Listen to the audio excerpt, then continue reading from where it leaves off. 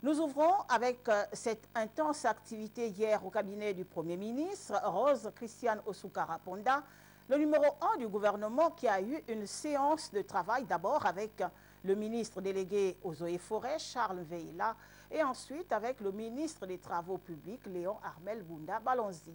Le point dans ce reportage de Patricia Lidimouele.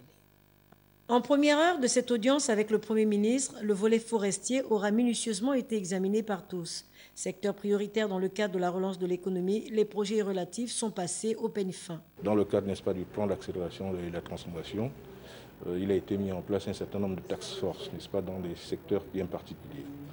Je suis donc le chef de projet à Montforestier et ce matin, n'est-ce pas, nous avons passé en revue toutes les actions, n'est-ce pas, qui ont été retenues dans le cadre, n'est-ce pas, de ce projet. Il importe donc de mener des actions concrètes dans la mise en œuvre de tous ces projets afin que le secteur forêt impacte réellement l'économie gabonaise. Au cours de la deuxième audience, Rose Christiane Osukara-Ponda a convoqué les responsables des entreprises chargées de la transgabonaise et un tour d'horizon du chantier a été fait. D'un point de vue financier, le partenaire nous a rassuré que de ce côté, il n'y a pas de problème particulier.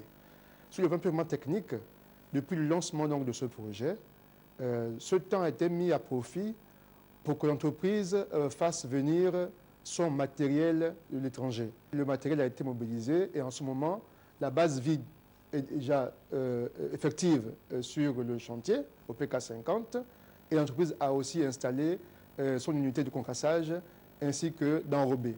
Donc les travaux de terrassement devraient dans un tout prochain jour démarrer effectivement. Pour rattraper le retard dû à la pandémie, les travaux vont se dérouler de manière simultanée. La section qui a été validée et qui a fait l'objet d'appel d'offres, c'est la section PK24, PK105.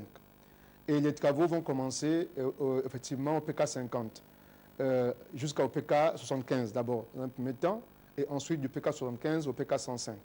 Et après du PK24 au PK50. Donc ces sections-là vont donc être mises en travaux avec plusieurs échelons. La transgabonaise, projet à fort impact social et tant cher au chef de l'État, sera construit selon les standards internationaux en matière d'infrastructures routières.